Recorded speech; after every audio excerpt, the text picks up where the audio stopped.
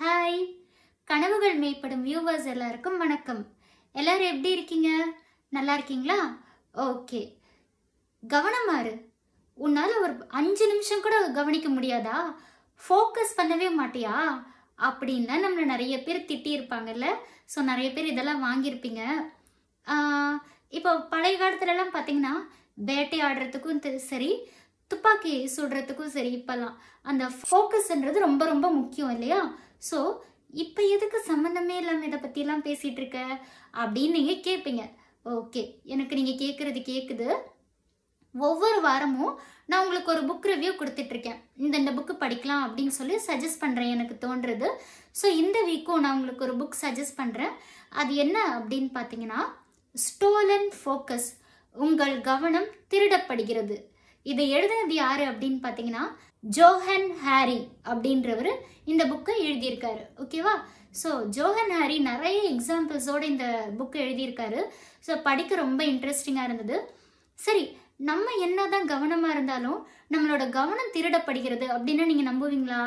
So எப்போவுமே கவனமாக இருக்கிறதுக்கு, கவனமாக இல்லாமல் போகிறதுக்கும் நம்மளை சுற்றி இருக்க என்விரான்மெண்ட், அட்மாஸ்பியர் எல்லாமே நமக்கு காரணம்.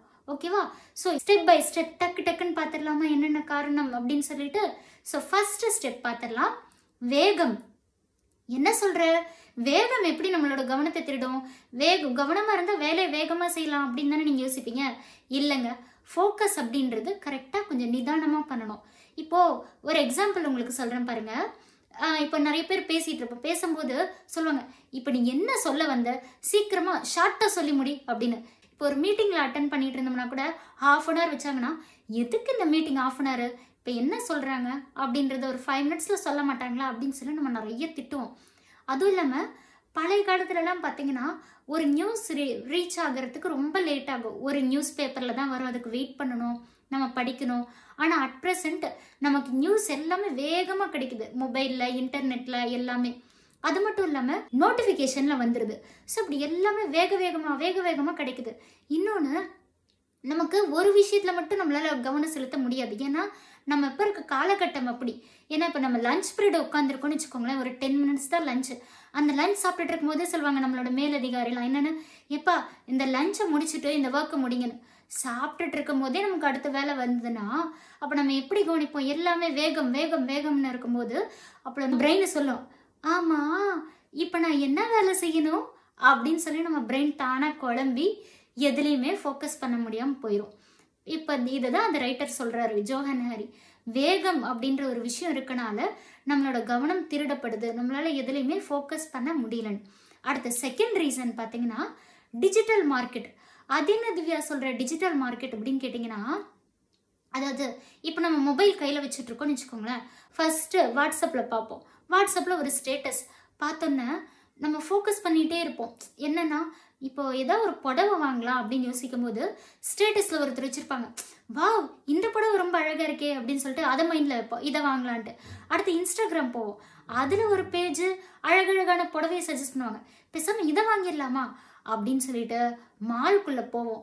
மால்குள்ளே போனால் அங்கே அழகழகான புடவை ஒரு 2 மணி நேரம் டைம் ஸ்பெண்ட் பண்ணுவோம். கடைசியாக எதுலேயுமே ஃபோக்கஸ் பண்ணாமல் ஏதோ ஒரு புடவையை தூக்கிட்டு வருவோம். இதுதான். ஸோ டிஜிட்டல் மார்க்கெட் நம்ம மைண்டை, கவனத்தை திருடுது. இன்னொன்று பார்த்தீங்கன்னா, இப்போது நம்ம அமைதியாக உட்காந்து ஒரு ஒர்க் பண்ணிகிட்ருப்போம், திடீர்னு ஒரு நோட்டிஃபிகேஷன் வரும். என்னன்னு பார்த்தீங்கன்னா, இன்ஸ்டாகிராமில் நம்ம போஸ்ட்டுக்கு யாரோ லைக் கொடுத்துருப்பாங்க. ஆஹா, எப்போவுமே லைக் கொடுக்காத இன்னைக்கு கொடுத்துருக்காங்களே லைக்கு அப்படின்னு உள்ளே போகிறது தாங்க. அப்படியே நம்ம ஃபோக்கஸ் மாறிடும். இன்னொன்று, இந்த டிஜிட்டல் மார்க்கெட்டில் என்னன்னு பார்த்தீங்கன்னா இன்டர்நெட் ஸ்க்ராலிங். என்னென்னா ஸ்க்ரால் பண்ணிகிட்டே இருப்போம். அதாவது முன்னாடிலாம் ஒரு வீடியோ 10 மினிட்ஸ் பார்ப்போம், ஆனால் இப்போல்லாம் நமக்கு அதெல்லாம் பிடிக்காது. ஷார்ட்ஸ் பார்க்குறோமா போகிறோமா அப்படின்னு ஸ்க்ரால் பண்ணிக்கிட்டே போகிறோம். ஸோ இந்த மாதிரி டிஜிட்டல் மார்க்கெட் மூலமாக நம்மளோட ஃபோக்கஸ் திருடப்படுது. அடுத்து என்னன்னு பார்த்தீங்கன்னா உடல் நலம். என்னது இப்போ அங்கேயும் இங்கேயும் போயிட்டு உடல் மேலேயே பழி சொல்கிறேன்னு கேட்டிங்கன்னா, ரைட்டர் அதான் சொல்கிறாரு. எப்படின்னு பார்த்தீங்கன்னா, இப்போ நமக்கு அளவுக்கு மீறி ஒரு வேலை வருது அப்படின்னா ஸ்ட்ரெஸ் வரும். ஸ்ட்ரெஸ் வரும்போது லேக் ஆஃப் ஸ்லீப் வந்து சரியாக இருக்காது. அப்போ நம்ம பிரெயின் என்ன சொல்லும், நீ ஸ்ட்ரெஸ்ஸாக இருக்க, ஏதோ ஒரு டேஞ்சரில் இருக்க அப்படின்னு சொல்லி நம்மளை தூங்க விடாமல் அப்புறம் எந்திரிச்சு கண்டதை சாப்பிடுவோம், சிப்ஸு அது இதுன்னு சொல்லிட்டு. ஸோ அப்போ நமக்கு ஆட்டோமேட்டிக்காக என்ன ஆகிடும், தூக்கம் இல்லாமல் உடம்பு கிட்டுரும். இன்னொன்று, நிறைய பேர் டயட்டில் இருப்பீங்க. டயட்டில் இருக்கும்போது இனிமேல் நான் ஒயிட் சுகரே சாப்பிட மாட்டேன், நாட்டு சக்கரை தான் சாப்பிடுவேன் அப்படின்ட்டு ஒரு முடிவு எடுப்போம். அடுத்தது நான் ஒயிட் ரைஸே சாப்பிட மாட்டேன் அப்படின்லாம் இருக்கப்போ அப்போதாங்க விளம்பரம் வரும். சிக்கன் 65 இந்த ஹோட்டலில் நான் சாப்பிட்டு ரிவ்யூ பண்ணுறேன், நல்லா இருக்கும்பாங்க. உடனே அந்த ஹோட்டலுக்கு ஓடு, இல்லைன்னா ஆர்டர் பண்ணி சாப்பிடு, இல்லை ஃப்ரைட் ரைஸ். இப்படி நம்ம ஒயிட் ரைஸே எடுக்கக்கூடாதுன்ற சமயத்தில் இப்படி நிறையா வரும்.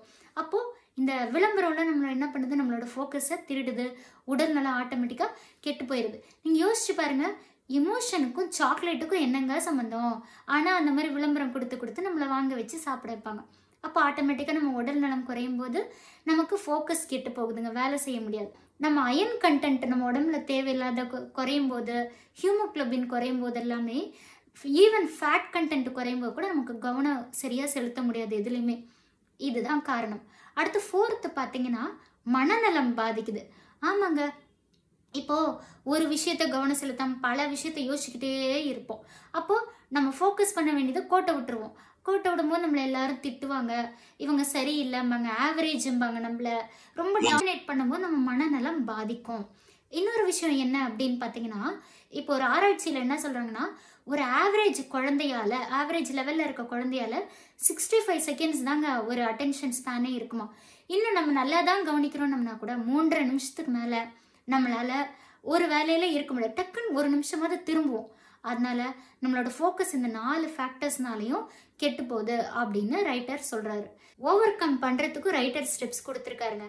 என்ன அப்படின்னு பார்த்தீங்கன்னா, இந்த வேகமில் எப்படி நம்ம பண்ணலாம் அப்படின்னா, இப்போ வேகமாக ஒரு இன்ஃபர்மேஷன் நம்ம பார்க்குறோம் இன்டர்நெட்லலாம். அப்படின்னும் போது நம்ம வேகத்தை குறைக்கிறதுக்கு நம்ம என்ன பண்ணலாம் அப்படின்னு பார்த்தீங்கன்னா, நம்ம இவ்வளோ நேரம் தான் நம்ம இன்டர்நெட் யூஸ் பண்ணணும், இவ்வளோ நேரம் தான் நம்ம இன்ஸ்டாகிராம் யூஸ் பண்ணணும், நம்ம செட்டிங்ஸ் மாற்றிக்கலாம்.